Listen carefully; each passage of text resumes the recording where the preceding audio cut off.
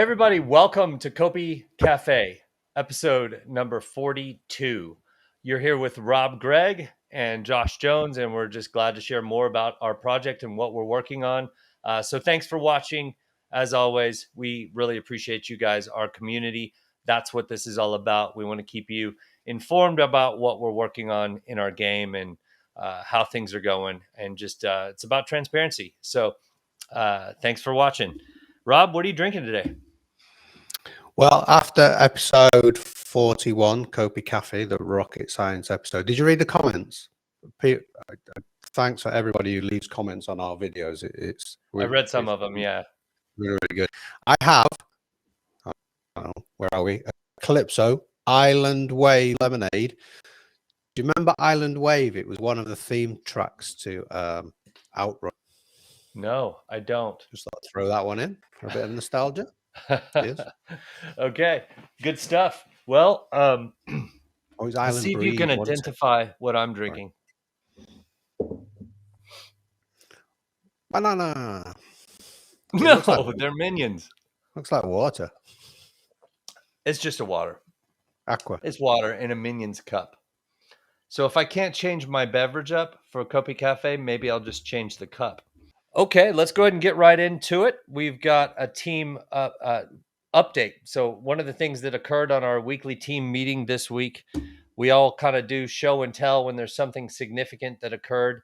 We had a demonstration of a huge problem in gaming being solved, and that is that we got multiplayer happening, 4 different players all over the world from different locations, not just in a single isolated playing together like we did at CNFTCon, but rather we were hosting the game, and 3 other players joined in with 1 player that was hosting it, and it worked remarkably. The replication was there. There was no lag. Huge success. What did you think? Yeah, I hinted at it on Twitter.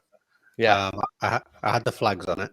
Yeah, except you had some very deceiving images. Yeah. You tricked them. So the setup was we had a test server in England. We had another player join us.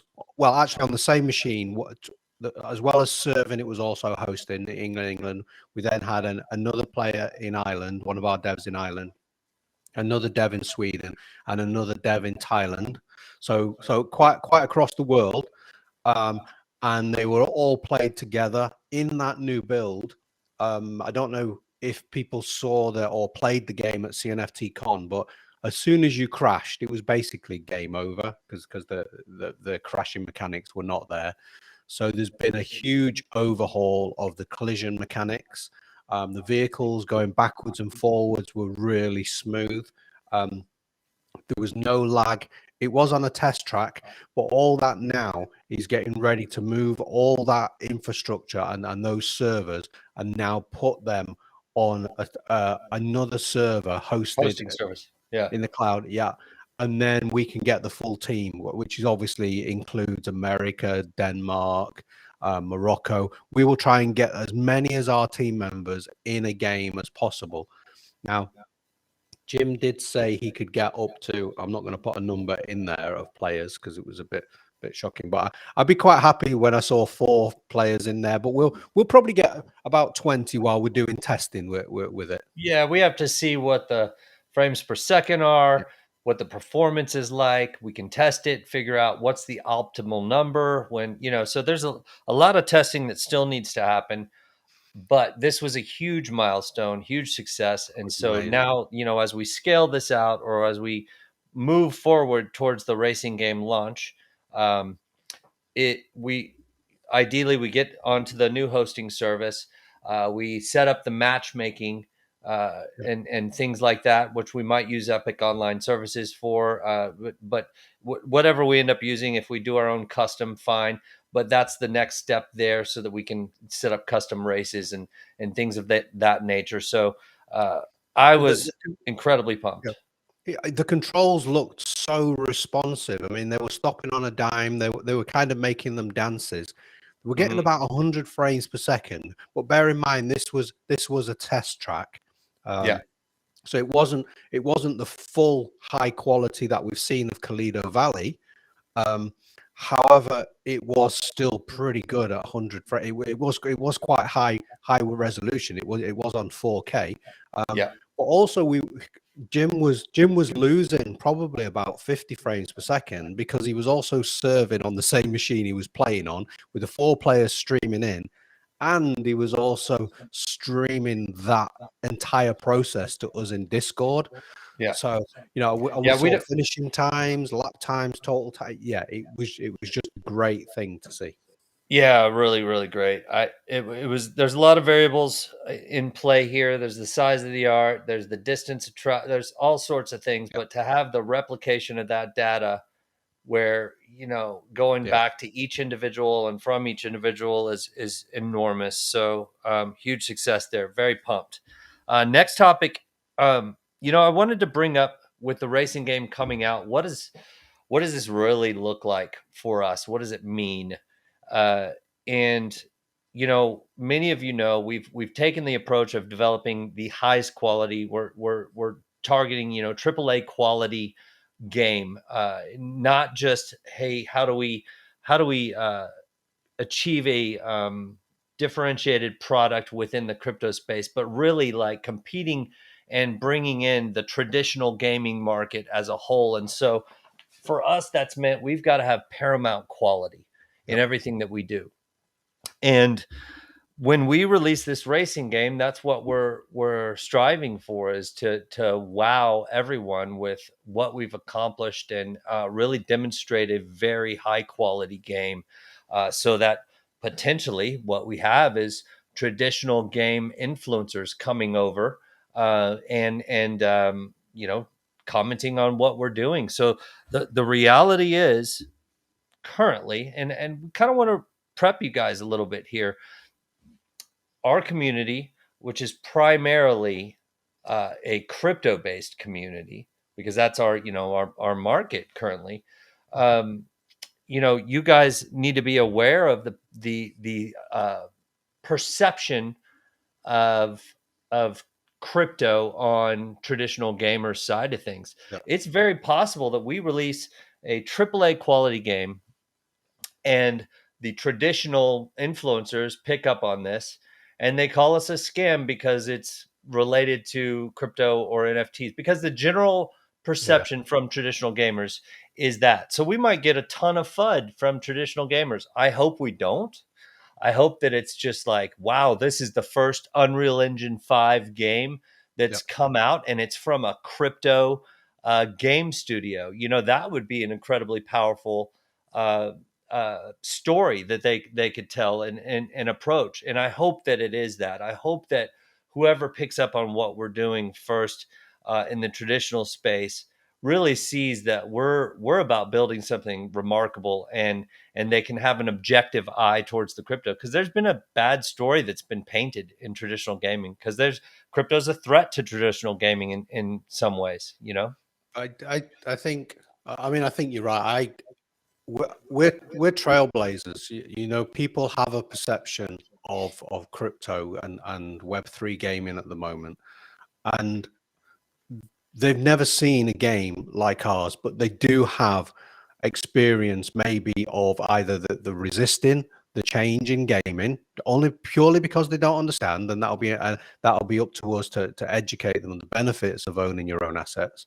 But also, yeah, there's all kinds of FUD about Bitcoin and scammers and stuff like that. And yeah, it's not going to be surprising that when they see other projects coming through, that they don't understand it, so they immediately go to negative. But we're going to be one of the leaders in that quality.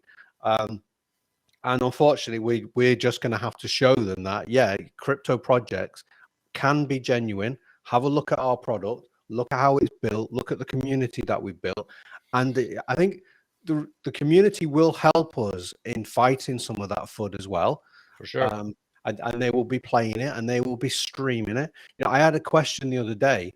Um, by somebody on Twitter. They were saying, "Are we using mega scans? From the Unreal Engine 5 market store?"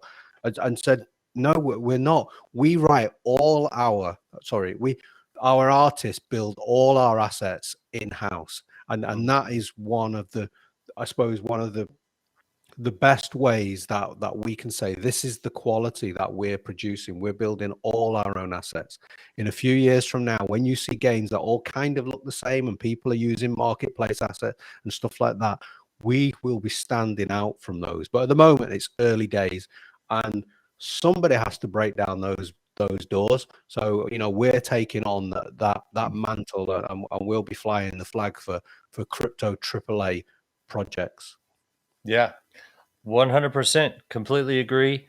But yeah, and we will, we count on you guys, our community, to help us out and inform people, Yep. and in a diplomatic way. We don't want to get in arguments and No. conflict and battles and such. Let's treat people well, because there is a large misperception of what it is, and also some of it is true. There are a lot of scams in crypto. There's also a lot of scams and hackers in traditional gaming as well. Yeah. So there's issues, and we just need to do our part to educate people and educate the community on how to deal with that. So that plays into our Copious Academy, which we'll be launching at some point, fairly, hopefully pretty soon, which will have courses on security and scams, and try to arm the community about to be as informed as possible about what we're doing, which is Yeah. great. I think Um, ultimately there will be trolls. So it's recognizing where people are actually just trolls. Just don't get no doubt. involved. Don't get Yeah. involved with trolls. Absolutely. Uh, Next up is the animator. We brought on, and we might have mentioned this in last COPI Cafe, but we brought on a new animator. And well, it's our only animator. Well, before Jim had done some, but we brought on somebody Full time. specifically Yeah, for we have animations team full members. time. Yeah, we have Yeah, team and members working on it. he's currently done quite a bit. He's already done walking, jogging, and running for Yeah, male and female we in we 1 week. call it we call it the locomotion. It's nothing to do with Kylie Minogue, but yeah, the locomotion is walking, running, idle characters, and then other stuff on top of that, climbing. Yeah, yeah. Right. Yep. The whole. I don't know why they call it the locomotion. I don't know. That's just, yeah, it's a terminology. I call it walking, jogging, running, but yeah, that the gaming terminology is Yeah. locomotion, and yeah, so Everyone that's everyone's huge doing a success. brand new dance now. I love that he's doing it. So he's very fast. So it's enabling us to get a lot of assets ready and have the professional interactions, work on our interaction system, and all sorts of different things for the game, which is great. So I think now we're up onto questions. I got a couple questions from the community that I'll ask, and Rob, you can give us a quick answer on those. Okay. One of them is, I know we will be able to sell tenancy to our lands and it lasts a season and they can renew or not at the end, but is there a way we will be able to give that tenancy away as a gift to a friend or family member for a free or for a minimal, for a fee or Yeah, yeah. So the question's all about tenancy agreement and renting out your property on your land plot. So we've not finalized yet what that tenancy cost will be, but the choice to rent will definitely be down to the landowner. And if they want to give that tenancy free to a player, I we'll definitely investigate how to do that. I mean, I think it's reasonable. It really depends on the wider economics of how we build it, because we're building other rewards that are kind of take some of that income as well and is distributed. So it's more without giving away some of the internal economics. It's a lot harder to answer that, but okay. there will definitely And, be possibilities. and to add to that, the last thing, it will not be passive income. This will be something where to rent, to be a landlord, you have to take certain actions and engage in the game, Yep. and that's pretty important to know. So next question is, with racing coming up, what will cause people to replay it? Could we see something like Mario Kart? I think this adds a lot of replayability for casual people, or will it only be something that only the best of the best will replay? Yeah, I mean the metaverse. is open to everyone. So we do recognize we have hardcore gamers that will be really into racing and get the fastest time, and that's what the racing league and the esports is all about. That will be about pure competition. There'll be leagues against leagues, maybe guilds against guilds, and all kind of really, really high competitive play. Not saying that you can't get that with like a Mario Kart style of game. We have spoken about adding some other elements to the racing game in the future, not for MVP. So we could put boosts in there. We maybe can put maybe some turrets potentially on bubble jets. People could shoot each other. We speak about a lot of the things, whether they That would actually be get off, way in the future. yeah, whether they get off the Currently, the drawing racing board game into is the more game. about an esports league, stuff Yeah, like that. But way yeah, into the future. that's But definitely something that could happen in the future. lots of replayability. Yeah, especially with the We're sure. leagues and competition and prizes, and there'll be NFTs Yeah. that you can win and things like that. So yeah, a lot of fun with that we're hoping to involve. So yeah, there's just a couple of questions from the community. We're trying to keep this fast and quick for you guys. We have a special guest today. We mentioned him last week on COPI Cafe. His name is Josh with Lategamecrypto. Let's go ahead and bring him up. Joshua or Josh? There he is. Hello there. I go by Josh. Josh is good. All right. Hey Josh. How's it How going, you man? doing? I'm excited to be here. Thanks so much for inviting me. You bet, man. You're doing some a great job of creating some quality content in the ecosystem, which is awesome. It's very much needed. Before we get too far along, what are you drinking, Josh? I am drinking a mango and carrot V8 juice. Oh. Very nice. That sounds delish. Both of Yeah. you guys have way better drinks than I do. Cheers to that. But I'm drinking good old fashioned water. You know how it goes. Hey, let's get right to it, Josh. You have a YouTube channel. You're making content. What's it all about? Yeah, I create on Lategamecrypto. It's my YouTube channel. I create Cardano based content, and that's a mix of DeFi and NFT based content.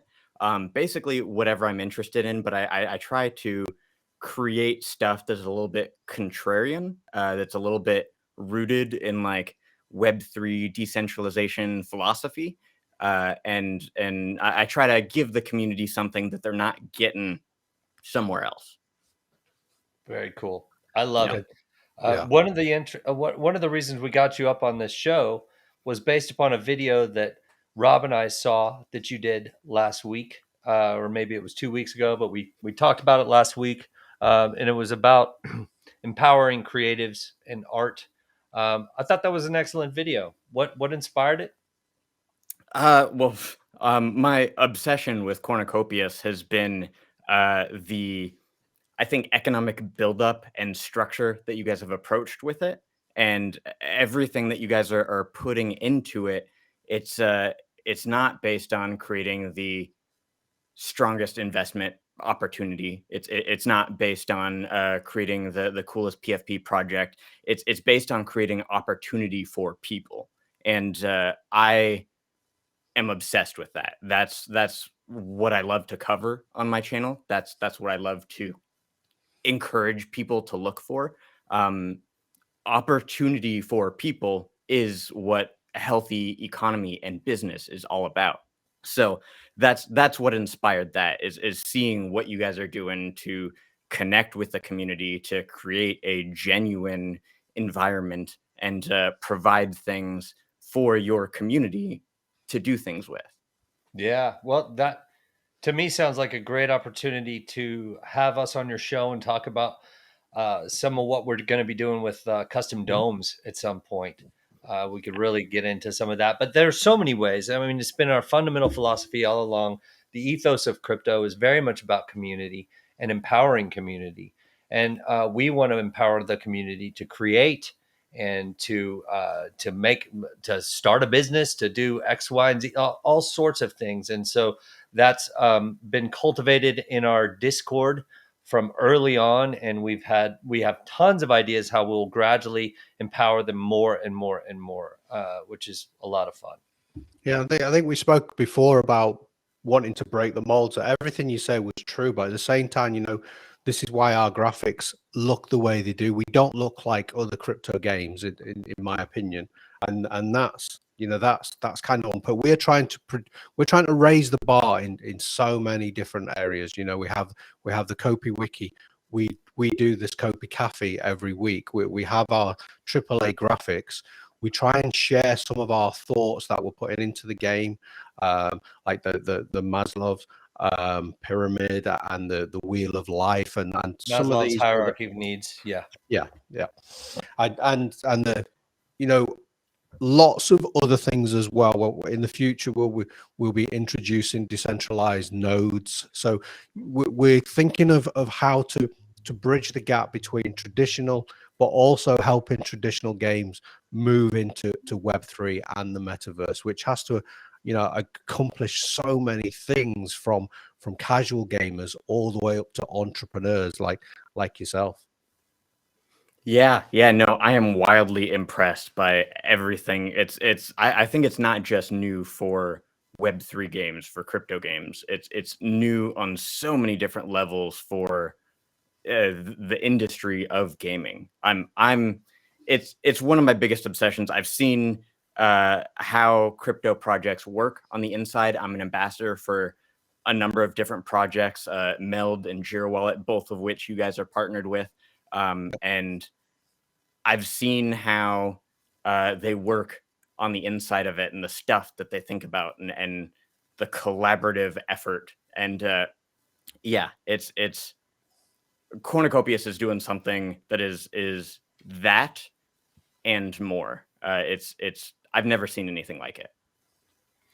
Well, thanks for the compliment, man. It's exciting for us too. It's really like, Yep. I think a lot of us we wake up very grateful every day to be working on something that has the potential that we have, but also just the ability to create and inspire others to create, and all of us, we get to build together, so to speak, and it's a lot of fun. There's no doubt about I it. think it's a, you know, it's such an interesting journey for us. You know, as you know, we're all entrepreneurs, and as an entrepreneur, you have to wear multiple hats at times. You know, this has never been done before, so some parts we have to make up. Some parts we you know, we try and follow traditional routes, and like you say, it's all about the getting up every day, the hard work, the grind. You're working as an ambassador. You have multiple hats. You're working, like you say, with Meld and World Mobile, and also you're part of one of the Cornucopias guilds. I don't know if Yeah, you want to yeah. talk a little bit about that.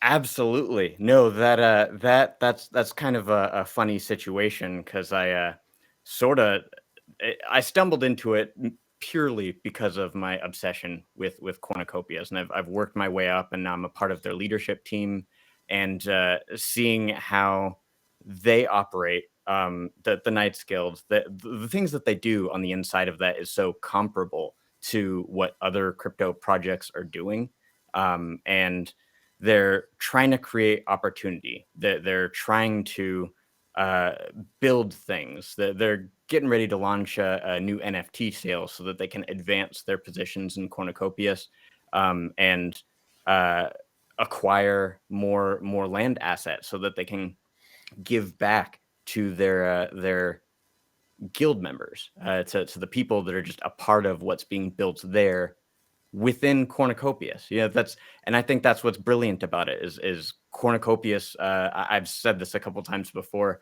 Cornucopias is the canvas, and the things that people build with human creativity and just structure and business. You know, that's what's going to be built inside Cornucopias. It is its own ecosystem, and it's beautiful. Yeah. Well, thank you. Thank you very much. Do you have a question for us? We'll give you a moment of your time. We had a short window to have you up, so thank you for being with us. But if you have any questions for us, now's the chance before we show you some cool leaks on our racing game. Yeah, yeah, absolutely. So on my channel, I'm obsessed with economy, if you couldn't tell already. Yeah. And I recognize the design there, that it's built for a massive audience for people around the world to be able to take part in and engage in what you guys have going on here. And I think that's been a struggle for a lot of crypto projects in the past. What sort of due diligence are you guys taking to not repeat the same mistakes as previous uh, Yeah. attempts to Well, do this? first, I'll just go ahead and say this: we are going to make mistakes. I would like to know that we are not going to make the same mistakes of many of the other projects out there because we've looked at what those are. So we've studied other projects and what happened. Um, we're not huge fans of the play to earn concept anymore. We'd like to change the marketing element of that. Nothing wrong with rewards and things of that nature, but the way that those are structured needs to change. So there's a lot to that topic. That's a whole nother topic on its own. But that being said, we've looked at a lot of the mistakes that have been made. And we also know that we are going to make mistakes. This is pioneering a whole new way of doing economy. And so we're studying models that work. We've got a tokenomics advisor around that for our in-game token economy that we've iterated back and forth with. And unfortunately, I can't give you real specific answers yet. But in regards to the due diligence that we're doing, it's a lot. We're also looking at doing our own Monte Carlo simulations and hiring a company that does that's going to integrate with Unreal Engine and be able to look at all the raw materials and the resource flow and the token and the in-game all of these things, and do thousands of simulations to give us real data that we can go, okay, we think this is going to work. And then we're going to try it and we'll scale it out slowly over time. And we're going to test on this is another point that Rob makes frequently, that we'll be testing on the Cardano testnet before we just go hardcore with everything. But yeah, it'll be an iterative process where we grow and improve over time based upon the data, based upon what's happening in the game. There's no way to perfectly predict what's going to happen. You could have 500,000 players flood in from an esports game for 2 weeks, and it changes the entire account. Like there's just that you can't predict. You can only go, all right, well, these are our variables, and here's our modeling, and here's our best guess, and then we'll go from there. And what we want to do is create a fun state. And you also have to look at what's the outcome you want. We want an outcome that is people enjoy playing our game and they come back to play more, you know? And so we'll see how all of that goes. But yeah, it is not, there's a reason for some of the delays on releasing some of this that the community's brought up. It's because we have a lot of research to do there, a lot of modeling and a lot of research. So a long way to go there, but yeah, hopefully that answers your question well. All right, so now it's time for our leak. Josh, you ready to see some cool vehicle leaks? Oh, I'm ready. All Yeah, right, I've man. been prepping for the racing side. Well, so one of the cool things that we've got here is the OG Bubblejet Sprinter vehicle gauge system. We've got unique systems for each different vehicle, which I think is incredibly powerful. It just takes it to that next level. Like everything we're doing, we're trying to go as quality as we can. And so, it'd be very easy for us to use the same image for each of these, the same odometer and temperature gauge and things like that. But we chose to use a unique branding look and feel for each vehicle, so it feels more like your own. We've got the GTI Javelin odometer here, which looks amazing. We've got the the Bubblejet Sprinter, the Bubblejet OG, and so the T1. Here's a quick look at the T1. All of these just really remarkable in terms of design, look, and feel. So we're very excited about it, and I don't think the community's seen any of these yet. So what do No, you this think? is amazing. So the idea is all the vehicles are created by different manufacturers. So obviously in real life, different manufacturers have different dashboards. Mm-hmm. This is quite true. I think I covered everything. Oh, the T3 final vehicle being the T3. Wow. So yeah, a lot of good stuff here, and hopefully you guys enjoyed it. Josh, thank you so much for being on the show today. It was Yep. great to see your content. We love what you're doing. any of you guys in the community, we will include the link below in the description to check out what Josh is doing and what he's up to. Please go give him a comment, give us a comment and like. If you like what we're doing, just, engage with us here. Helps our YouTube channel to get out there to more people. Do the same for Josh. And everybody, we'll see you next week. We'll come on your show in the future. Yeah. I'd love that. Talk about some Absolutely. custom domes. Yeah. All right, man. You guys have a good one. Bye-bye. All right.